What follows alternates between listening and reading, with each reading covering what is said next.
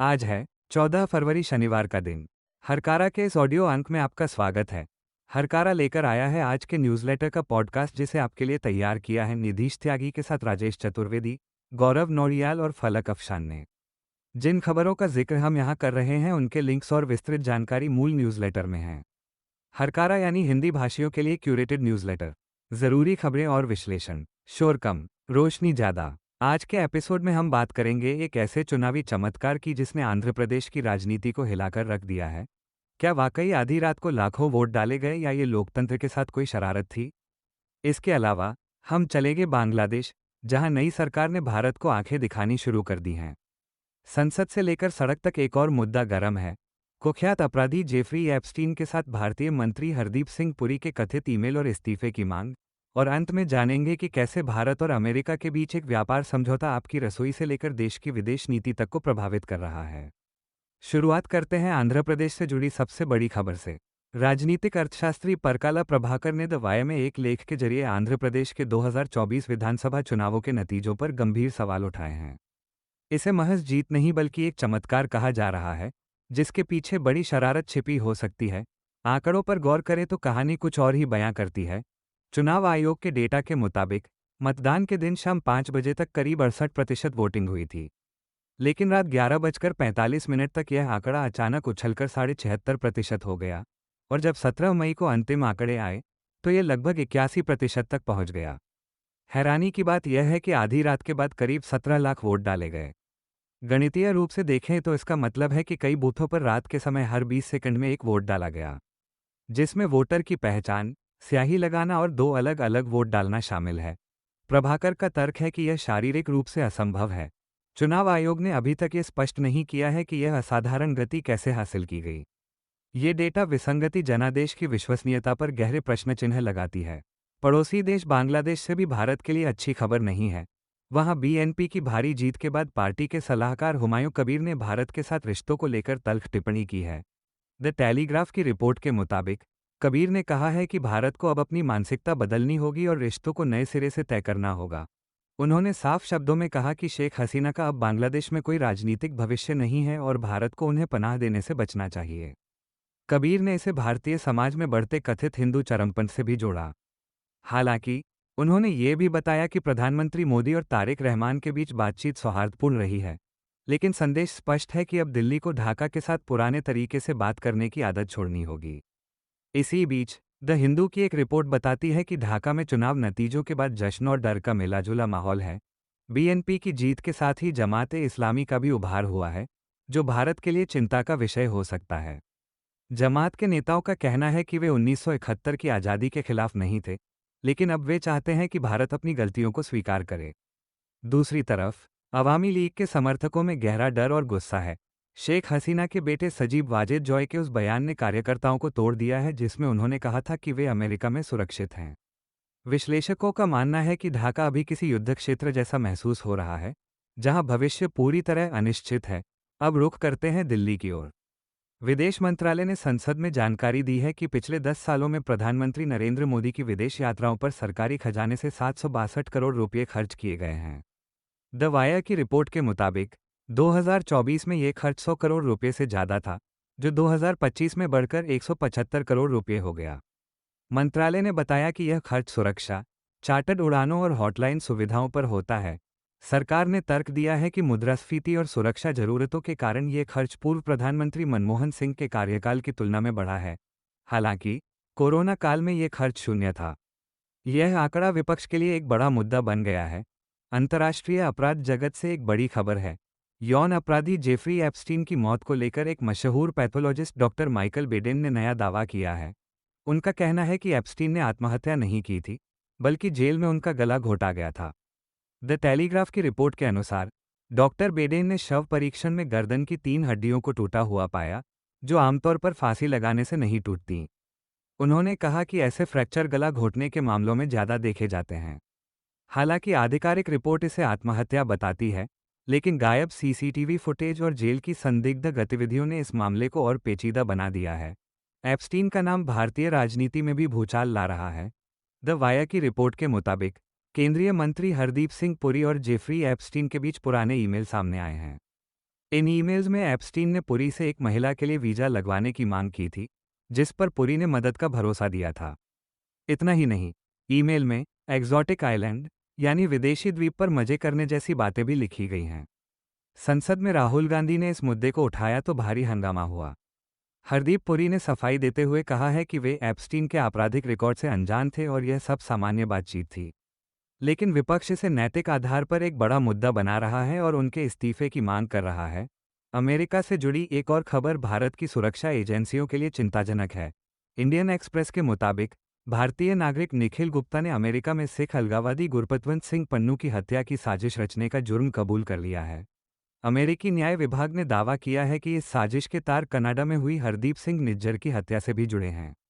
गुप्ता ने स्वीकार किया है कि वो एक भारतीय सरकारी कर्मचारी के निर्देश पर काम कर रहा था।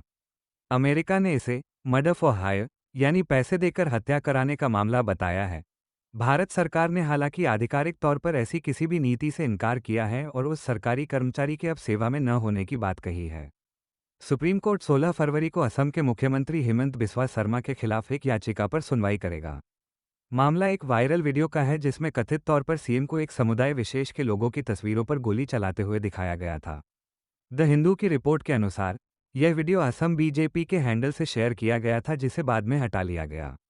याचिकाकर्ताओं का आरोप है कि यह वीडियो नफरत फैलाने वाला और सांप्रदायिक था। उन्होंने सुप्रीम कोर्ट से इस मामले की स्वतंत्र जांच की मांग की है। ये देखना अहम होगा कि शीर्ष अदालत इस मामले में क्या रुख अपनाती है। टाटा समूह के स्वामित्व वाली एयर इंडिया पर नागरिक उड्डयन महानिदेशालय यानी डीजीसीए ने भारी जुर्माना लगाया है। रॉयटर्स की रिपोर्ट के मुताबिक एयरलाइन ने बिना सुरक्षा परमिट के एक विमान को 8 बार उड़ाया। ये यात्रियों की सुरक्षा के साथ बड़ा खिलवाड़ था। जांच में पता चला कि विमान के पास अनिवार्य एयरवर्थनेस सर्टिफिकेट नहीं था। नियामक ने इसे जनता के भरोसे को तोड़ने वाला कदम बताया है। एयर इंडिया ने अपनी गलती स्वीकार कर ली है और जुर्माना भरने की बात कही है, लेकिन इस घटना ने एयरलाइन की सुरक्षा संस्कृति पर सवाल खड़े कर दिए हैं। द मॉर्निंग कॉन्टेक्स्ट में सुशांत सिंह का एक विश्लेषण भारत और अमेरिका के नए व्यापार ढांचे पर चिंता जाहिर करता है। रिपोर्ट का दावा है कि भारत ने इस समझौते के लिए अपनी संप्रभुता से समझौता किया है। इसमें अमेरिका से आनुवंशिक रूप से संशोधित यानी जीएम फसलों के आयात को मंजूरी देना और डेटा स्थानीयकरण के नियमों में ढील देना शामिल है। सबसे बड़ी चिंता रूस को लेकर है। समझौते की शर्तों के मुताबिक भारत ने रूसी तेल खरीदना बंद करने की बात मानी है। विश्लेषकों का कहना है कि यह भारत की स्वतंत्र विदेश नीति को कमजोर करता है और भारतीय बाजारों को अमेरिकी कंपनियों के लिए एकतरफा खोल देता है। इसी व्यापार समझौते का असर अब तेल की कीमतों पर दिख रहा है। ब्लूमबर्ग की रिपोर्ट के मुताबिक भारत सरकार ने रिफाइनरियों को रूस की जगह अमेरिका और वेनेजुएला से तेल खरीदने को कहा है। लेकिन समस्या यह है कि अमेरिकी तेल महंगा है और वेनेजुएला का तेल रिफाइन करने में मुश्किल है। रूसी तेल भारत को भारी छूट पर मिल रहा था, लेकिन अमेरिकी और वेनेजुएला के तेल पर वो छूट नहीं है। कैपलर का डेटा बताता है कि इससे भारत की तेल आयात लागत बढ़ेगी। भारतीय रिफाइनरियां मुख्य रूप से मध्यम श्रेणी के तेल के लिए बनी हैं, जबकि वेनेजुएला का तेल बहुत भारी होता है। ये बदलाव भारत की ऊर्जा सुरक्षा के लिए महंगा साबित हो सकता है। इस बीच अमेरिका ने रिलायंस इंडस्ट्रीज को वेनेजुएला से तेल खरीदने का विशेष लाइसेंस दिया है। रॉयटर्स की खबर है कि रिलायंस ने हाल ही में 20 लाख बैरल वेनेजुएला का तेल खरीदा है। ये कदम तब उठाया गया है जब अमेरिका ने वेनेजुएला पर लगे कुछ प्रतिबंधों में ढील दी है।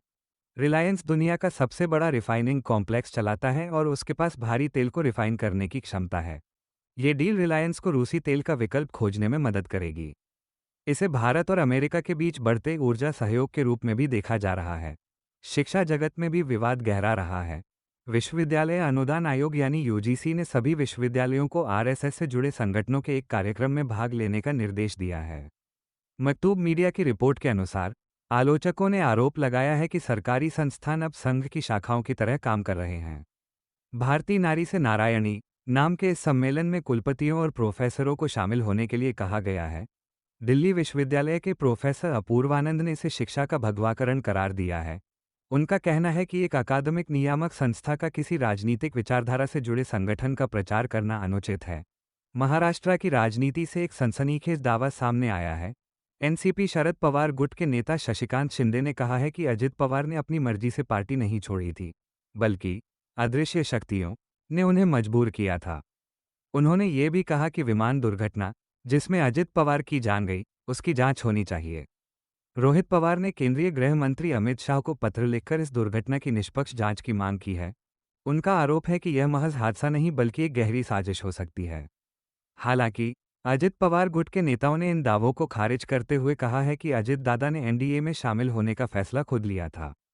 रूस के विपक्षी नेता एलेक्सी नवल्नी की मौत का रहस्य अब खुलता दिख रहा है। द गार्जियन की रिपोर्ट के मुताबिक यूके ने खुलासा किया है कि नवल्नी को मारने के लिए डार्ट फ्रॉग यानी मेढक के जहर का इस्तेमाल किया गया था।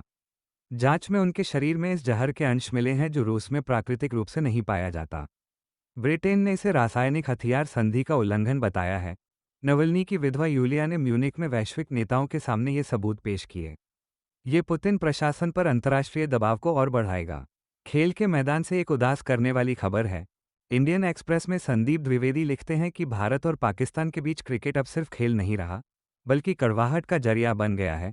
खिलाड़ी अब एक दूसरे से हाथ मिलाने या बात करने से भी कतराते हैं क्योंकि उन्हें डर रहता है कि कहीं उन्हें गद्दार न मान लिया जाए।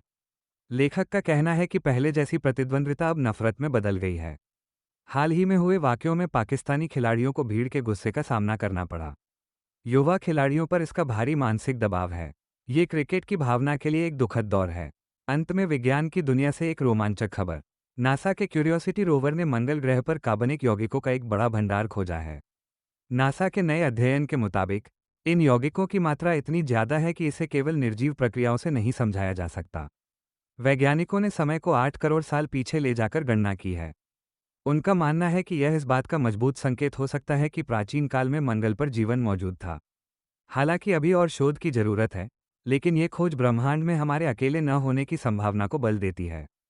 तो ये थी आज की प्रमुख खबरें और उनका विश्लेषण। आपको हमारा यह एपिसोड कैसा लगा, हमें कमेंट बॉक्स में जरूर बताएं। अगर आपके पास कोई सुझाव या सवाल है, तो आप हमें सोशल मीडिया पर संपर्क कर सकते हैं। हरकारा का ये पॉडकास्ट आप यूट्यूब, स्पॉटिफाई और अन्य सभी प्रमुख प्लेटफॉर्म्स पर सुन सकते हैं। सच जानने के लिए सुनते रहिए हरकारा। शोर कम, रोशनी ज्यादा। तब तक के लिए नमस्कार।